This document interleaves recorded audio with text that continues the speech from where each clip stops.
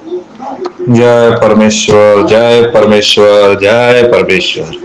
परमेश्वर हमारी फरियाद सुनो और हिंदुस्तान के बनियों का पाप छुड़ाने में हमारी मदद करे, क्योंकि गरीबों का तानने वाला परमेश्वर होता है।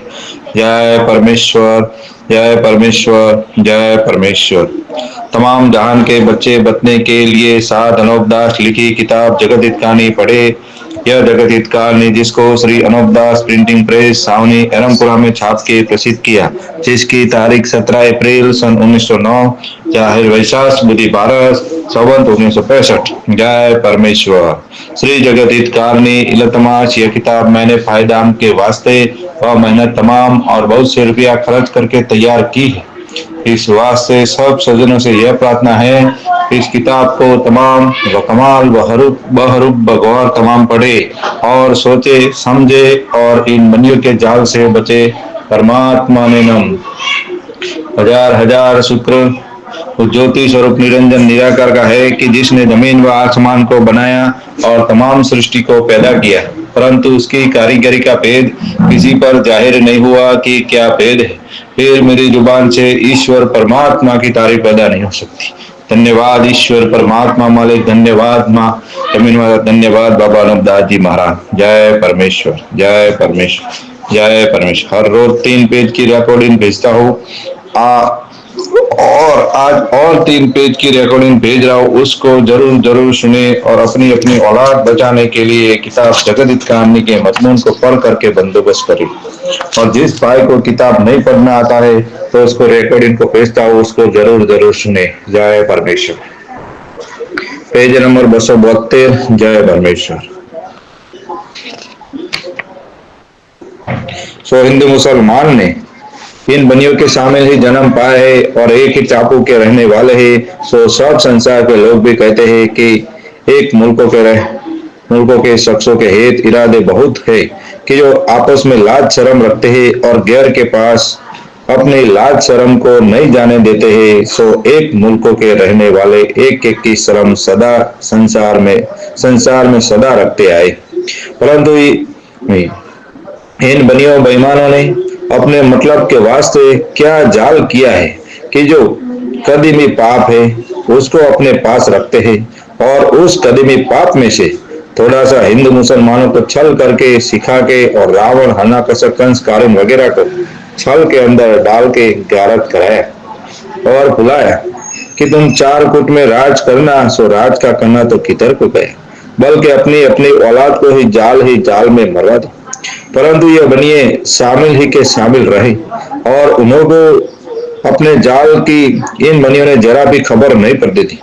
हालांकि उन्होंने इन बनियों के शामिल ही जन्म पाया था, परंतु जाल में हिंदुस्तान के लोगों को गारत करा दिया। उसी तरह से अब ये बनिए दूसरी वलायत से मिलने लगे। तो आप लोगों को और अंग्रेजों को और उन को और दूसरी वलायत को रावण हरणाकशक वगैरह की तरह से छल करके चक्र राज करने के लिए यह बनिए आपको छल के अंदर डालेंगे कि जिस तरह से हिंदुस्तान के लोगों को जाल में डाल के गारत करा दिया है, उसी तरह से आप लोगों को बहका बहका के और कदमी पाप में से थोड़ा थोड़ा सिखा के और कुल वलायतों में राज करने के वास्ते तुमको भी बहका के थोड़ा बहुत पाप सिखा देंगे। तो 4 फुट में राज करने के वास्ते तुमको भी बहका देंगे। सो आप लोग भी भूल जाओगे, क्योंकि रावण हरणाकशक ने शामिल ही जन्म पाया था। सो उनको भी इन बनियों ने जाल में मरवा दिए। परंतु ये हिंदुस्तान के लोगों को अब तक इन्हों के जाल की खबर नहीं है कि बनियों का जाल है, और हिंदुस्तान को तो पर्चों के भरोसे बुलाया है और जाल को ही पर्चा जानते और कहते हैं कि मालिक के घर की कुदरत है और देवताओं का पर्चा वगैरह है। इस तरह के जाल बनियों ने चला रखे हैं जिसका कुछ अंदाज नहीं है। तो आप लोगों को ख्याल करना चाहिए कि जिस तरह से हिंदुस्तान को तबाह हो गई है और जो किसी कदर बाकी रही है उसको आप लोगों को लालच देके तबाह करा देंगे। इसी तरह से कुल वलायतों में तबाह हो जाएगी। जब सब वलायतों में थोड़े से आदमी रह जाएंगे तो यह बनिए सब वलायतों में राज करेंगे। इस वास्ते यह जादू का पाप चला है। Page number 273। जय परमेश्वर।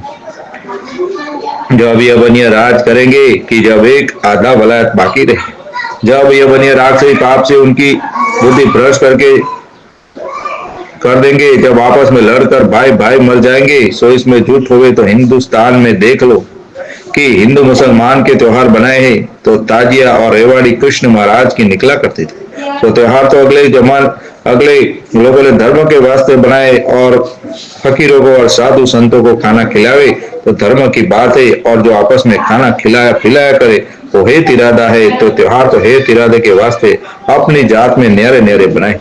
सो हिंदू मुसलमान की बुद्धि राक्षसी जाल से ऐसी भ्रष्ट करती है कि त्योहारों में भी आपस में लड़कर मरते हैं। सो सब वलायतों के राजा बादशाह इस बात को गौर करके देखो और ख्याल करो कि हिंदुस्तान के लोगों की बुद्धि ऐसी कैद कर दी है कि जो भाई भाई की बुराई करता है और आपस में कट कट के मर जाते हैं। इसी तरह से जबकि रावण वगैरह ने बुद्धि खराब कर दी, जब भी संसार के लोग आपस में कट कट के मर जाते थे और रावण ने छल करके शिव जी और रामचंद्र जी और शिश्वरों को वगैरह को भुला दिया था। जब शनिचर जी ने रावण का छल शिव जी रामचंद्र जी और शिश्वरों वगैरह को वाकिफ किया, फिर वो छल में नहीं पड़े। जब भी हम तुम आप के बुजुर्गों की औलाद और राजा बादशाहों की औलाद और शिष्यरों की औलाद और सब संसार की औलाद जीती है। अब यह बनियों का जाल प्रकट हुआ है, सो यह छल बहुत करेंगे। पहले तो बादशाहों को छल करके भुला दिया था, क्या जाने क्या छल किया, सो तो इनकी यही जाने। जिसका सबूत यह है कि अगले बादशाह ने इनके मंदिरों की पुतलियों वगैरह को नाक और कान कटवा कर मंदिरों को गिरवा दिए, और ये बनिए बेईमान गाय सुअर की कस्में खाकर बच गए थे। और उन बादशाहों के मरने के बाद फिर उन्होंने जादू चला के उनकी बादशाहत को और औलाद वगैरह को गलत कर दिया। तो हिंदुस्तान में देख लो, और पैसा वगैरह जो बादशाहों ने इनसे ले लिया होगा वो भी फिर उनको गलत करके ले लिया होगा और उनकी औलाद को बिल्कुल खराब कर दिया होगा, और दुनिया को दिन दिन खराब करके कम करते जाते। क्योंकि पहले दुनिया में आदमी बहुत थे कि जब रामचंद्र जी महाराज ने रावण का जाल मिटाने को लंका पर चढ़ाई की थी, उस वक्त तो फौज में 18 कदम आदमी गए होंगे और फौज में लड़ने वाले जवान आदमी गए होंगे, और बूढ़े डोकरे और औरत बच्चे पीछे रहे होंगे। तो ख्याल करो, पेज नंबर 274, जय परमेश्वर, कि उस वक्त आदमी कितने होंगे। और अब मर्दमशुमारी में देख लो कि हिंदुस्तान में कितने आदमी है, तो पहले से बहुत थोड़े हैं, परंतु काय भी ख्याल नहीं होता है और बनिए अनेक तरह के संसार को मारते हैं। और गुरु नानक ने अपनी पोथी में ऐसा लिखा है कि इन काफिरों का एतबार कभी नहीं करना चाहिए। यह इस कदर कसमें क्यों ना खावे कि जैसे कोई आदमी भरे हुए घी के कुप्पे में हाथ घुसेड़ देवे और फिर उस हाथ को निकाल के तिलों में घुसेड़ देवे कि घी के भरे हुए हाथ में बेशुमार तिल लग जाए। इस कदर कसमें खावे तो भी काफिरों का एतबार न करना चाहिए। इसी तरह से कृष्ण महाराज के वक्त में संसार कंस राजा और हरणाकश्यप के वक्त में कारण वगैरह के छल में नहीं पड़ा था, क्योंकि शनिचर जी श्री कृष्ण महाराज और नरसिंह जी महाराज और गुरु नानक जी महाराज ने वाकिफ कर दिया, इस वास्ते छल में नहीं पड़े। इसे अपने अपने बुजुर्गों की औलाद बची। अगर सब संसार राक्षसों के छल में पड़ जाता तो गारत कर देते। इसी तरह से मेरे जीते जी बनिए अपना चाल छोड़ देवे तो बनिए भी उभर जावे, क्योंकि जैसे तुम संसार माए बाप की तरह से हो उसी तरह से बनियों को भी अपना माए बाप जानता हो, परंतु यह बनिए तुमको छल करके भुला देंगे, क्योंकि तुम लोगों को इनके चालों की खबर नहीं।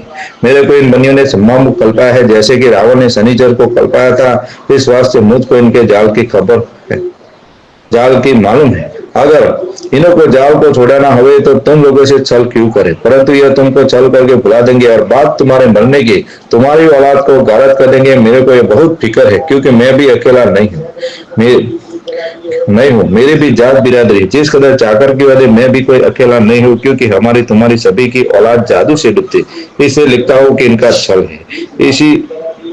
इसी वास्ते यह छल चला है कि सब बलायतों को गारत करके यह कुलम की राज करेंगे कि जो तुमको अपने अपनी औलाद प्यारी है, तो तुम अंग्रेज और हिंदू मुसलमान इनके छल में मत पड़ना, नहीं तो मुल्कों में पैसा नहीं रहने देंगे और औलाद को गारत करके राज कर देंगे।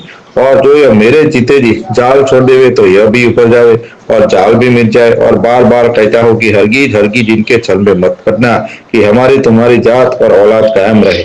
चाहे यह कितना ही छल करे, परंतु जाल को छोड़ाना जो सुख प्राप्त हो। जय परमेश्वर, जय परमेश्वर।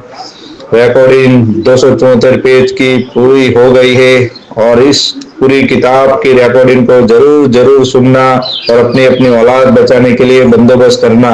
जिस भाई को किताब चाहिए तो संपर्क नंबर बोल रहा हो 89 056 53 801। फिर से संपर्क नंबर बोल रहा हो 89 056 53 801। जय परमेश्वर, जय परमेश्वर। संसार के सभी भाइयों से हाथ जोड़ के अर्ज है कि साध अनबदास लिखी किताब जगदीत कहानी पढ़े और अपनी अपनी औलाद बचाने के लिए बंदोबस्त करे। क्योंकि बाबा हमारे बच्चे बचने के लिए हजारों रुपया खर्च करके दुख पाके संसार को वाकिफ करता फिरता है। इसलिए सब संसार के लोगों से प्रार्थना है कि इस किताब को पढ़ करके अपनी अपनी औलाद बचाने के लिए बंदोबस्त करे, तब जाके तुमको सुख शांति और समृद्धि मिलेगी। जय परमेश्वर, जय परमेश्वर, जय परमेश्वर।